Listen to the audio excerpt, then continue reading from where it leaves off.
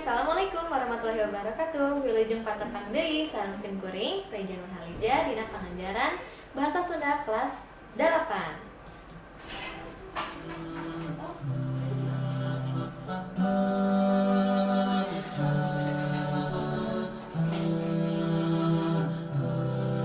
Kali ini Ibu akan menjelaskan materi yaitu Mikawaru Kawi jeung Gaya Bahasa, ya.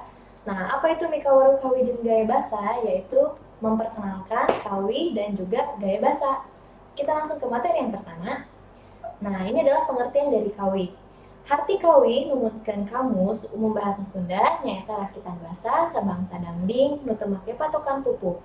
Kawi nyaeta rakitan basa anu ditulis ku para bujangga atawa seniman sarta mibanda wirahma nu ajeg.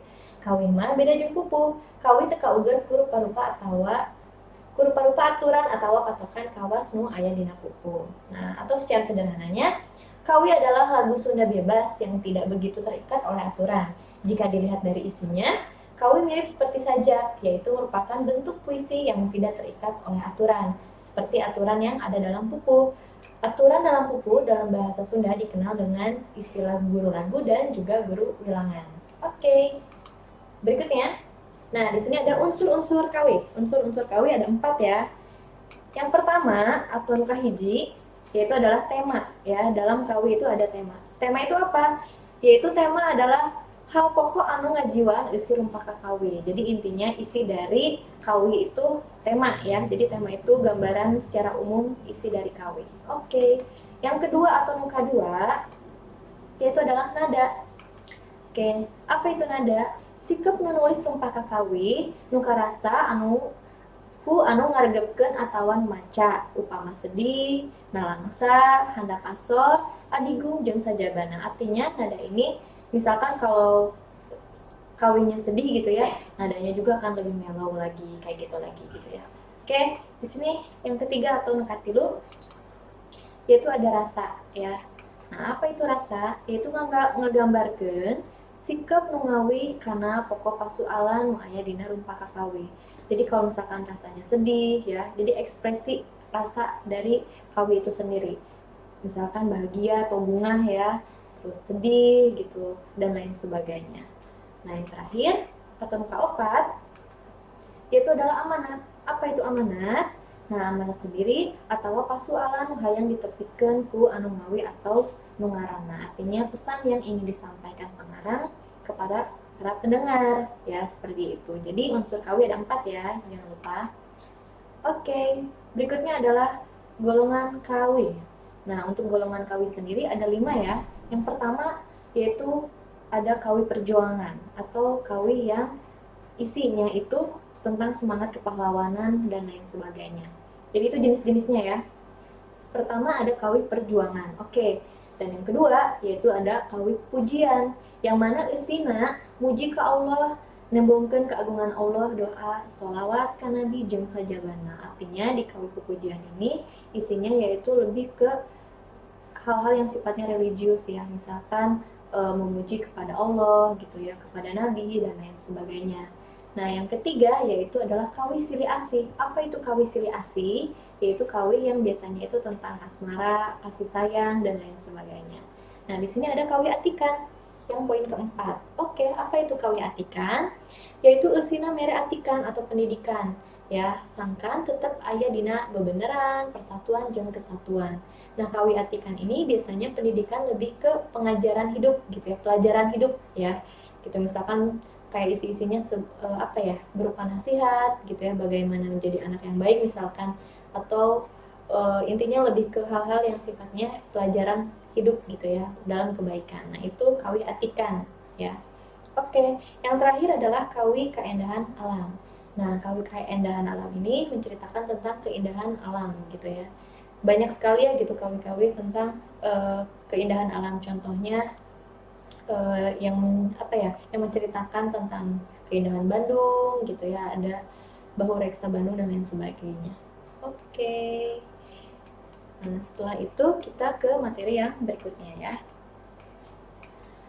Oke, di materi berikutnya ada tentang golongan kawi ya. Ada kakawihan ya. Kakawihan itu dibagi 2 nih. Ada kakawihan murangkali ada kekawihan, kaulinan, barudak. Intinya masih sama-sama aja ya. Oke, untuk kekawihan murang kali ini ya. Nah, ieu kawi biasa dipirik ku wadintra atau seni musik ya atau alat musik. Nah, lantaran rumpaka kaugar kupatokan ya. Jadi kekawihan murang kali ini yaitu kawih yang biasa diiringi oleh alat musik gitu. Lantaran kenapa? Karena rumpakana kaugar kupatokan atau keikat oleh aturan. Contohnya ya ada ucing udag, terus ada arulin di buruan dan lain sebagainya.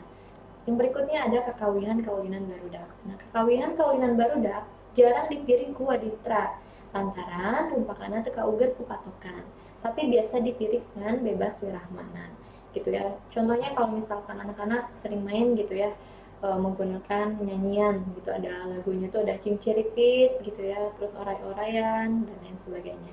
Nah, kakawihan biasana dihaluangkeun ya atau dinyanyikan dina waktu keur ulin ya, di saat waktu bermain. Nah, kakawihan biasa dihaluangkeun dina kaulinan barudak. Oke, itu untuk golongan kawih ya. Jadi kekawihan murang kali atau kekawihan kaulinan barudak itu nyanyian yang biasa dilakukan saat anak-anak bermain. Oke. Nah, di sini kita mengenal gaya bahasa ya. Oke, ada dua ya gaya bahasa. Yang pertama ada konotatif dan yang kedua ada denotatif. Apa itu gaya bahasa konotatif? Gaya bahasa konotatif atau harti konotatif atau konotasi. Nyaeta harti anu teu langsung nuduhkeun barang anu dimaksudna tapi ngandung rasa atau tafsiran kana barang eta. Jadi kalau gaya bahasa konotatif itu lebih ke sifatnya konotasi atau makna yang tidak sebenarnya gitu ya, bukan makna yang sesungguhnya, konotasi konotatif. Nah, berikutnya yaitu ada gaya bahasa denotatif. Harti denotatif mah harti anu langsung nuduhkeun barang anu dimaksud atawa sabenerna. Jadi makna yang sesungguhnya ya. Pada gaya bahasa denotatif yaitu kalimat dengan makna yang sesungguhnya. Nah, contohnya seperti apa? Oke, nah di sini ada contoh kalimat ya atau contoh kalimat. Yang pertama yaitu ada kalimat konotatif. Ya, contohnya nih. Ulah diheureuyaan neng tuti mah sabab geus dicangcang ku Jang Hendar. Jadi kalau kalian tahu kata atau ibu ini dulu ya, ibu translate dulu nih.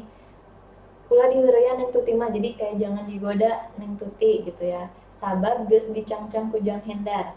Karena sudah diikat ya oleh Jang Hendar. Nah, diikat di sini kan punya makna nih. Maknanya apa? Yaitu sudah tunangan ya, dalam ikatan hubungan begitu ya. Entah itu tunangan ataupun ikatan dalam artian pernikahan ya.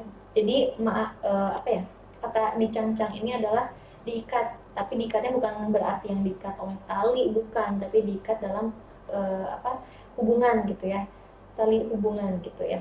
Nah, itu contohnya, jadi bukan pada makna sebenarnya. Nah, yang kedua yaitu kalimat denotatif. Nah, kalau denotatif itu makna sesungguhnya. Contohnya nih, domba dicangcang karena tangkal nangka.